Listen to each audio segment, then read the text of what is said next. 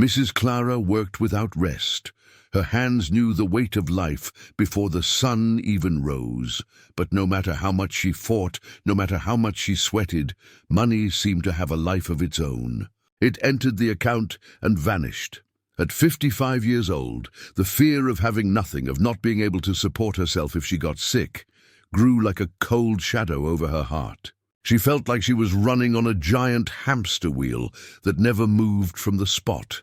What Clara didn't imagine is that the key to escaping this prison wouldn't be a salary raise or a miracle. The key would be a tiny rule, so small it seemed ridiculous. A rule she would learn on a rainy afternoon from an old friend, and that would begin to reveal truths that were always right in front of her face. Truths she never had the courage to see. Prepare to know the story of how the 1% rule transformed not just the pocket, but the mind and dignity of a woman who had already lost hope. Back in the 70s, in a city that grew fast and swallowed those who couldn't keep up, stood the small house where Clara lived. It was a simple house, with unpainted siding and a rusty iron gate, with a gate that creaked and a small yard, where she tried to grow some herbs and flowers to brighten the view. Clara's life had never been easy. Since she was a girl, she learned that work was the only certain inheritance. She started early, helping her mother wash clothes for others. Then she followed her own path, always in heavy jobs. Jobs that demanded a lot from the body and paid little for the soul. Now, at 55, she worked as a cook in a busy diner downtown. The heat of the industrial stove, the noise of pots and pans, and the pressure of peak hours were her daily routine. She spent hours standing, cutting, stirring, serving, swallowing her own hunger to feed others. The money that came in was counted. Clara received her paycheck, and before even smelling the bills, she already had the destiny of every cent mapped out in her head. The rent for the small house, the electricity bill that was always high, the water, the gas that seemed to run out faster and faster, the internet for the grandkids when they visited on the weekend. She organized herself mentally, did math with her fingers during the bus ride, tried to stretch the money like a worn-out elastic band. And yet, before the month ended, the pantry was already crying for help and her pocket was empty. It was as if someone entered her life at dawn and took away the fruit of her sweat. She kept asking herself where she had gone wrong, but she never found the answer. She didn't drink, didn't smoke, didn't spend on expensive clothes, didn't travel.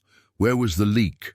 Many times, while returning home on the crowded bus, with swollen feet and an aching back, Clara looked out the window and saw other people, women her age, who seemed to have a little more peace. They weren't rich, but they managed to go to the beauty salon, buy a new dress without guilt, go for a walk on Sunday. She looked at herself and always saw the same worn bag, the same comfortable but old shoes, the same tiredness stamped on her face. Inside, the feeling was of failure. Not failure from laziness, because she knew how to work. It was a failure that hurt deeper, that of someone who struggles every day and still never sees results, never moves forward. The worst moment was Sunday night, when the house went silent and Monday already began to weigh. Clara sat on the living room sofa with the television on but muted to save electricity, and stared at nothing. She tried to remember where she had spent the money. She remembered the snack she bought on the street because she was so hungry she couldn't wait to get home. She remembered the sale on plastic containers she took advantage of, thinking they would be useful and that were now cluttering the cupboard. She remembered the small loans she gave to her youngest son, who was unemployed and who she knew wasn't going to pay her back anytime soon. Summing it all up, she began to realize that money flowed into things that at the time seemed small, harmless, but together formed a river that washed away her tranquility. But this clarity came late, when the damage was already done. In many months the situation tightened, in such a way that she had to swallow her pride and turn to the bank's overdraft. She entered the branch with her head down, feeling the weight of the humiliation of being nearly 60. and still living like an irresponsible girl who needs to borrow money to pay for the basics. Clara didn't point fingers at anyone, but felt the revolt grow inside. A revolt against life, against the system, and sometimes against herself. She wanted to feel at least once that she had control, that money served her, and not that she was its slave. But it seemed she was condemned to live like this until the end of her days, working to pay for the past without ever managing to build a future. It was on a rainy Tuesday. While waiting for the bus to return home after an exhausting day at the diner, that Clara's life began to change. She was at the bus stop, her feet aching and her head full of worries, when she saw Mrs. Elise, an old neighbor from the neighborhood where she grew up, approaching. Mrs. Elise was a woman of slow steps and calm eyes, with white hair always neatly arranged in a bun. She was known in the neighborhood for raising 3 children alone after becoming a widow young, and for living a simple life but never owing anything to anyone. There was an aura of peace around her that Clara always admired, but never understood. Sitting on the wet bench of the bus stop, Mrs. Elise noticed Clara. She noticed the slumped shoulders, the gaze fixed on the ground, that expression of deep tiredness that only those who carry the weight of debt know. "Clara, my dear, what weighs more today, the body or the head?" asked Elise. With a calm and welcoming smile, Clara tried to disguise it, gave a forced smile, and said it was just tiredness from work. But Elise's question was like a key in a rusty lock. The barrier Clara had built not to crumble began to give way, and she started talking. She spoke of the salary that didn't last, of the bills that multiplied, of the feeling of always running behind, of the fear of the future. She spoke of the shame of using overdraft, of the frustration of not being able to renovate the bathroom, of feeling like a failure. When she finished, Clara was ashamed of the outburst. She barely knew Mrs. Elise well, but the older woman didn't judge. She didn't offer empty advice or self-help phrases. She just looked into Clara's eyes with deep understanding and said she understood very well, because she had lived exactly that. "I also spent many sleepless nights doing math, my dear. I also felt that shame you are feeling." And then, without beating around the bush, Mrs. Elise spoke about the rule she wanted to teach. She said it was something so small that most people laughed, but that it was what saved her financial life years ago when she thought there was no other way. "Clara, we call this the 1% rule," Elise explained calmly. It didn't matter how much Clara received. It could be the monthly salary, extra money from overtime, or even a gift. Whenever any money came into her hand, before paying any bill, before buying bread, before anything, Clara should separate 1% of what she earned. 1%, Clara. If you earn 100, you keep 1. If you earn 200, you keep 2. You take that coin or that crumpled bill and put it in a separate place. A piggy bank, a glass jar, a shoebox, anything you don't touch. Clara looked at Elise in disbelief. It seemed like a joke. How could saving $1 or $2 change the life of a woman who owed hundreds to the bank?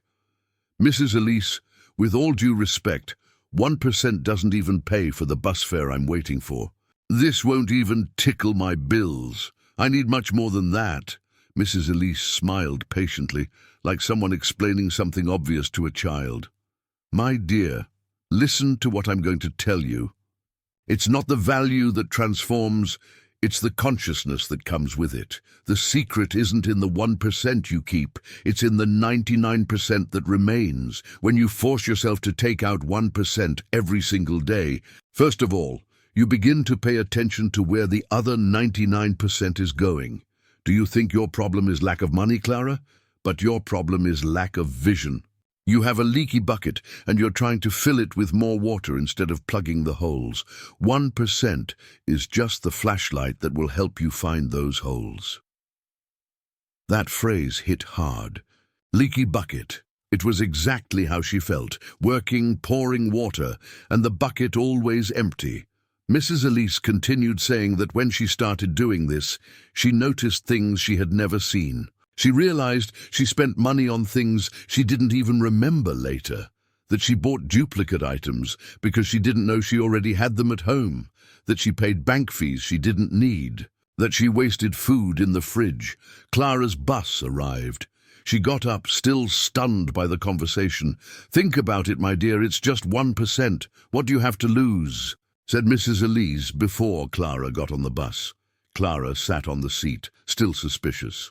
It seemed too simple to be true, but the seed was planted. It was the first time in a long time that someone offered her a practical path, something she could start doing now, and not just words of comfort. She looked out the wet window and thought, could it be? That night, Clara arrived home with her head buzzing. Mrs. Elise's words echoed, "The secret is not in the 1%. She looked at her simple kitchen, the bills on the table, and felt determination. She had nothing to lose. She took an empty mayonnaise jar that was in the dish rack, washed it well and dried it. She put it on top of the fridge, hidden behind the pots, like a secret. That day she had received a small extra amount at work, a shared tip. It was $45. She did the math quickly. 1% of 45 was 45 cents. She searched her purse, the bottom of her pocket, and found a 50-cent coin. She looked at the coin in the palm of her hand. It seemed so little, so useless in the face of the size of her problems. She felt ridiculous. A woman of almost 60, a grandmother, saving pennies in a glass jar as if she were a child saving for candy. The voice of doubt whispered, "This won't come to anything. You're wasting time." But she remembered Elise's firm look and, on an impulse, dropped the coin into the jar. The metallic sound hitting the glass bottom echoed in the silent kitchen. It was the first step. On the second day, she received her cash for bus fare, separated the 1% and put it in the jar. On the third day, she found a forgotten bill in a coat pocket and did the same. And then, slowly, almost without realizing it, the magic Mrs. Elise spoke of began to happen. Not the magic of money multiplying, but the magic of changing perspective. Because every day, to manage to separate that sacred 1%, Clara was forced to look at the money she had in her hand. She had to stop for a second, do simple math, and make a conscious decision, not to spend that small part. And that small act of consciousness began to spread to the rest of the day. At the end of the first week, she was coming back from work and smelled that unmistakable scent. Fresh, warm pastry coming from the corner bakery. It was an old habit to stop there, buy a pastry and a coffee to cheat hunger before dinner. It cost about $8. She stopped at the door. Her hand went automatically to her purse. She felt the money, but this time something was different. She remembered the glass jar on top of the fridge. She remembered that those $8 were part of the 99% she needed to watch. She thought, I have bread at home, I have coffee. Do I really need to spend these $8 now? The answer came clearly. No. She turned around and went home. It was the first small victory, a victory of $8, but it seemed to be worth millions because it was a victory of consciousness over impulse. By the end of the second week, she began to notice other things. She spent a lot of money on small treats to compensate for tiredness, a gossip magazine, a chocolate bar, a lottery ticket she never won. They were things of $5, $10 that she never wrote down because she thought they made no difference. But now, with the flashlight of consciousness turned on, she saw. Adding it all up, those treats took away a significant part. A part that could be paying an overdue bill or going into the jar. The mayonnaise jar began to make noise when she shook it. It was still little money, maybe $20 or $30, but the sound of the coins hitting the glass was the sound of something changing inside Clara's head. It was the sound of control returning to her hands. One night, after washing the dishes, she sat at the kitchen table, took a paper and a pen. Her heart beat faster. For the first time in years, she was going to have an honest conversation with herself about money. Clara wrote down on the paper how much she really earned net and began to list everything she spent. Now, with the new vision she had acquired, she discovered the holes in the bucket. There were many. She bought expensive cleaning products just for the smell. She had a cable TV subscription with channels she never watched. She wasted food, cooking more than necessary and throwing away leftovers. She paid bank fees she could avoid. Seeing that on paper was painful. Clara felt ashamed of her own lack of attention. How could she let this happen for so long? But along with the shame came a new feeling. Relief. The financial monster wasn't as big and scary as it seemed in the dark of her ignorance. Now she knew where it was. And if she knew where the holes were, she could start plugging them. That night Clara didn't sleep worried. She slept with a simple plan, born from a 50-cent coin. Months passed. On the outside, the little house remained the same, but from the door inwards, the atmosphere was different. That heavy air of constant worry had given way to an atmosphere of control.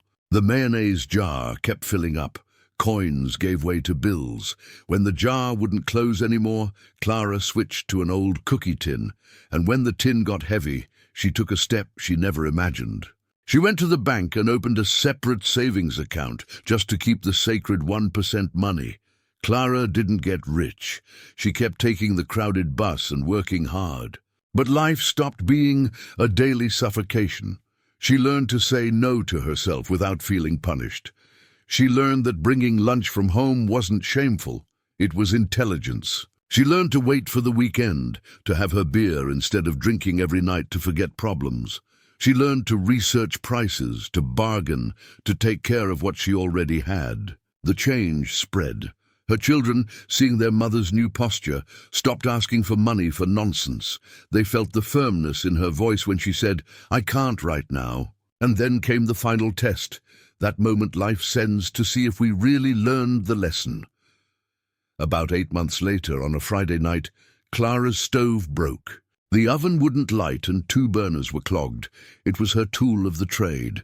The technician came on Saturday and gave the verdict. The repair and parts will cost $480. In the past, that would be the end of the world. Clara would feel the ground open up. She would have to call a relative, asking for money, swallowing her pride, or go into overdraft.